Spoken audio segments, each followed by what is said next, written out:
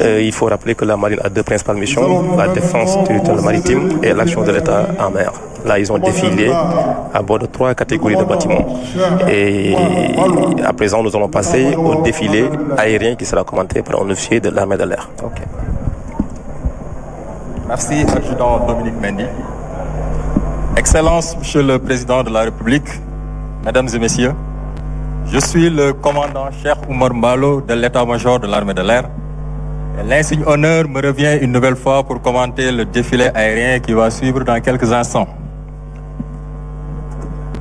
À l'occasion de la commémoration de ce 6e anniversaire de l'accession du Sénégal à la souveraineté internationale, l'armée de l'air met en œuvre 9 aéronefs répartis en 4 formations.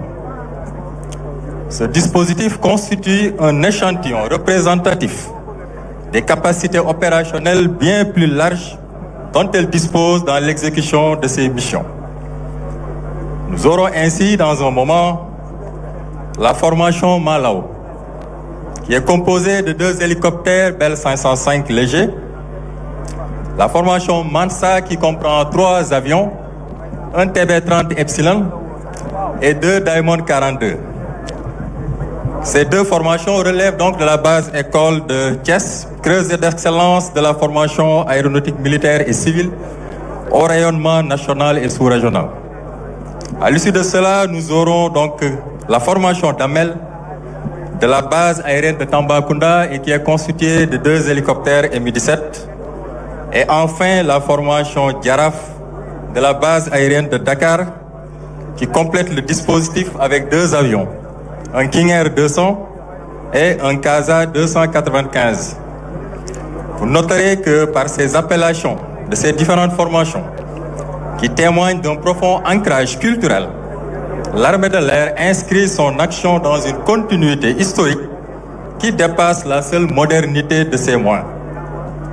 Les références aux titres, figures, issus des anciens royaumes du Sénégal, qu'il s'agisse de souveraineté, d'autorité ou de légitimité, trouvent un écho direct dans l'organisation actuelle des bases aériennes et dans la conduite des opérations aériennes militaires.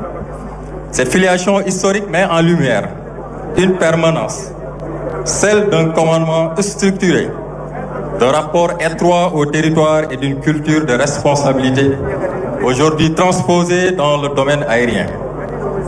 À travers donc ces dénominations, l'armée de l'air ne se contente pas de commémorer le passé.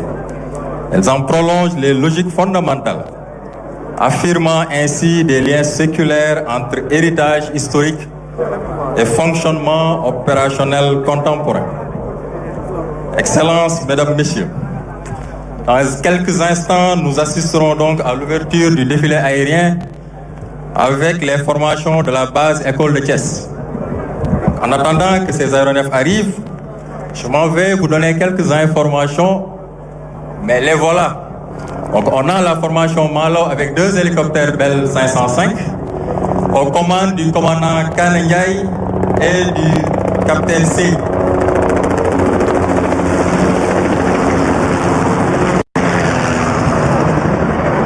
Donc cette formation sera suivie donc de la formation Mansa, toujours de la base école de Thiès, avec cette fois-ci 3 avions, un TB-30 Epsilon qui sera devant et flanqué de 2 avions DA-42, donc 2 bimoteurs légers qui sont utilisés dans la formation et dans le perfectionnement des pilotes de transport de l'école de l'armée de l'air, mais également des pilotes de la compagnie nationale Air Sénégal. Aux commandes de ces aéronefs,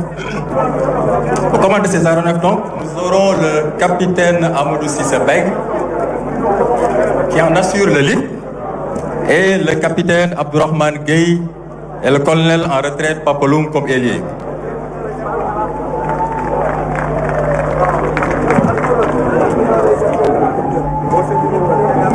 L'Epsilon est devant, suivi donc du DA-42.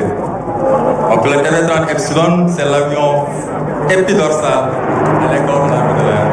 Le DA-42 donc utilisé dans la formation des flottes de transport. Cette formation sera suivie dans un moment. Vous pouvez apercevoir les hélicoptères de la formation d'Amel, les hélicoptères Mi-17 de la base aérienne de Tambacounda.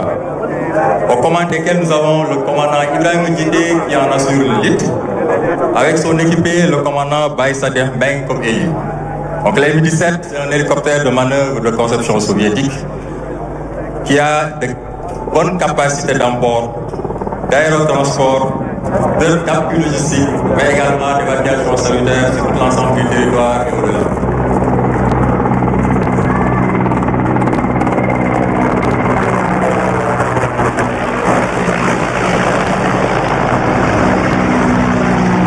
Enfin, nous aurons donc la formation Diaraf qui va clôturer ce défilé aérien.